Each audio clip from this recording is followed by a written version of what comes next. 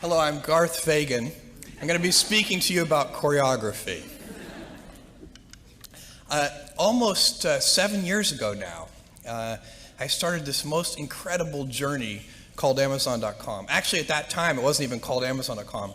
It was called Cadabra Inc., as in abracadabra. That was the original name of the company.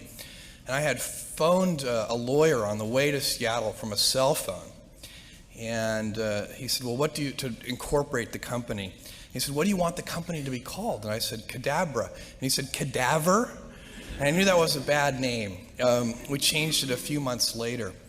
The wake-up call that led to starting Amazon.com was finding that web usage in the spring of 1994 was growing at 2,300% a year. And things just do not grow that fast.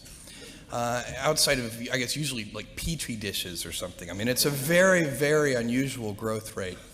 And you could tell anecdotally, even though there wasn't good research on this at the time, that the baseline of web usage wasn't trivial. And so something with a non-trivial baseline growing at 2,300% a year is clearly going to be everywhere tomorrow. And so the question was, what kind of business plan would make sense in the context of that growth?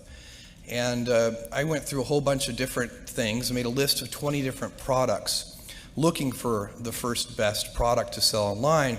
Came up with books for a bunch of reasons, but primarily because books are very unusual in one respect, and that is that there are more of them than there are products of any other category. So there are literally millions of different books in print at any given time.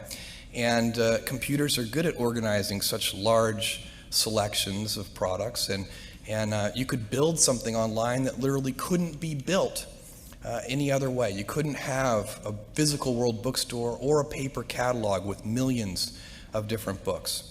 And the primitive technology that was the web in 1994 clearly required that kind of characteristic for a business. It had to be something that could only be done in that way. So that's what led to books. When I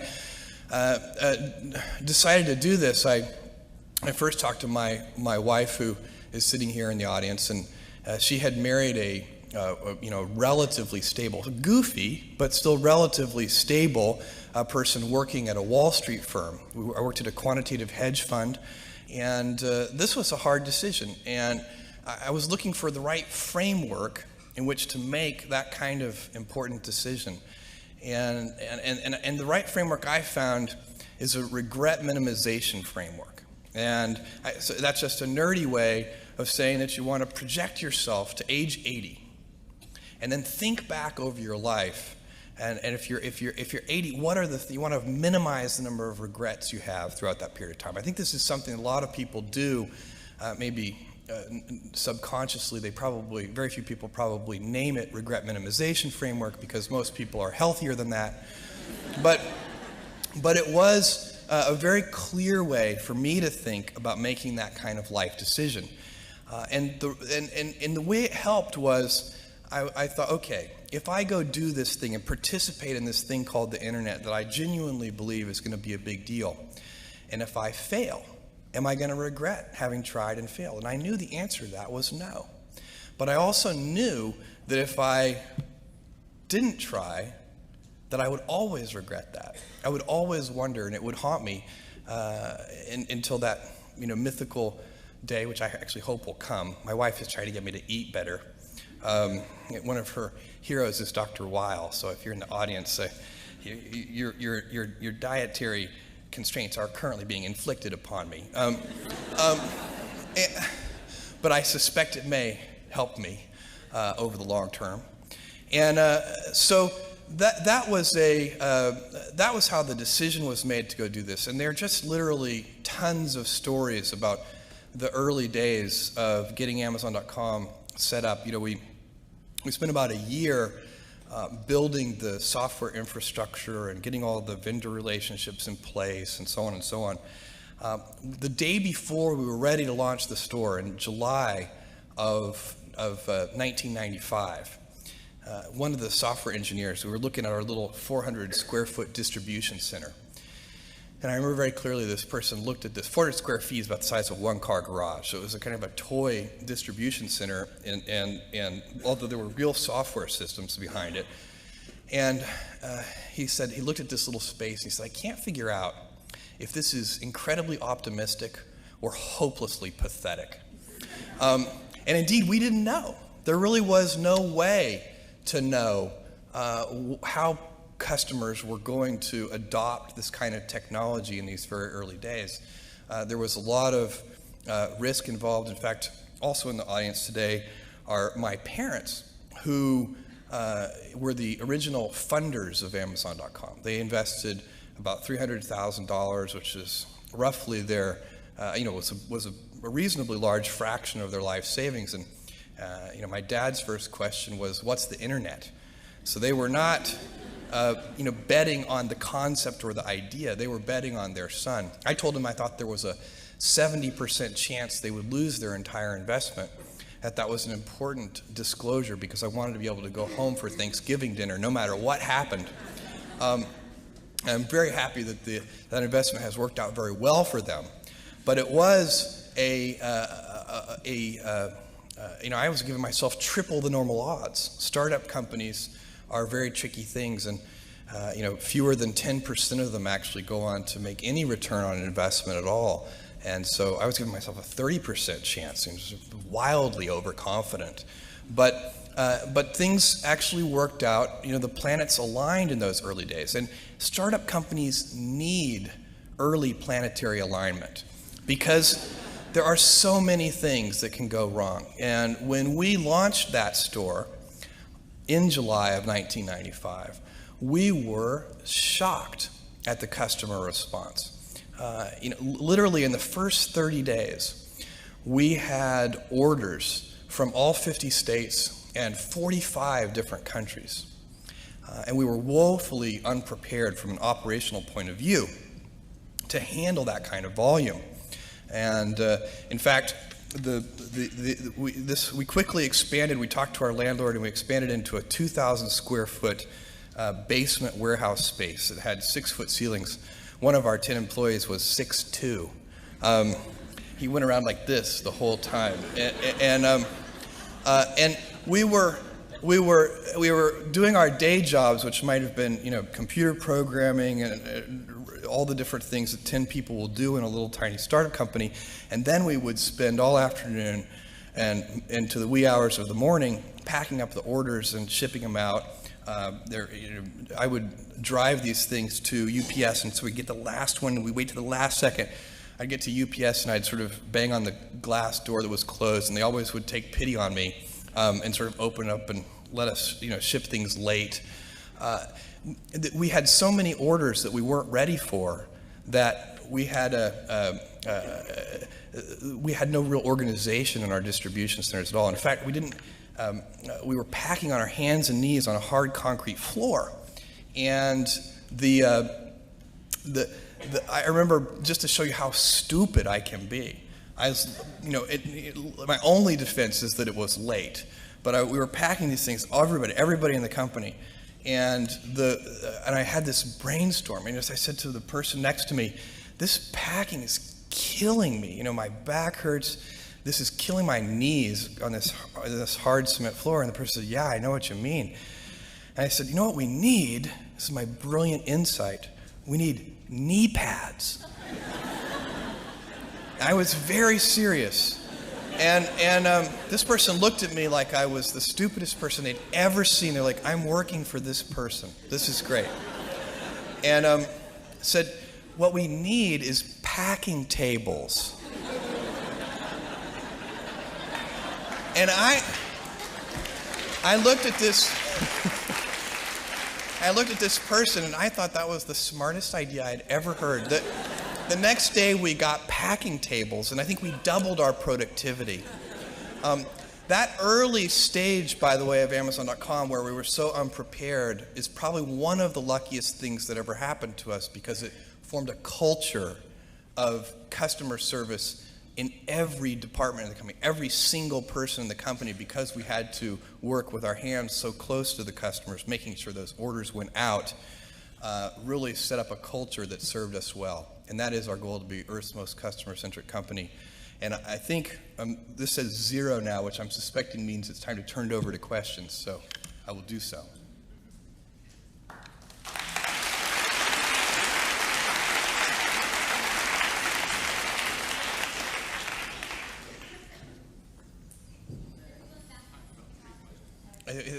So we have time for about 3 questions. On the balcony, can I talk? What advice did you give The balcony always gets kind of neglected, doesn't it? Yeah, okay, go ahead. What advice would you give to an internet startup company now? What advice would I give to an internet startup company now? My advice would be the same for any kind of entrepreneur, and that is make sure that you are focused on something you're passionate about. So if you look at the early internet companies, they were started and focused on doing something that they thought was very interesting long before the internet was fashionable in any way. We are currently an underdog once again. We've been in business for 6 years, and there was exactly 1 year where we were not the underdog, and that was 1999. I like the underdog years because it makes, I liked it when all the people we hired, their parents told them they were crazy. Like that was kind of the good era. Fortunately, it's back. In 1999, all the parents were like, giving their brothers and sisters high fives. My son is working at Amazon.com. So that's a very, you can't follow the fashion when you're trying to do a startup company, or I think really anything in life. But you have to, as an entrepreneur, if you're gonna build a company, pick something you think is interesting that has the intersection of genuinely creating real customer value, and then just stay right there and let the wave catch you.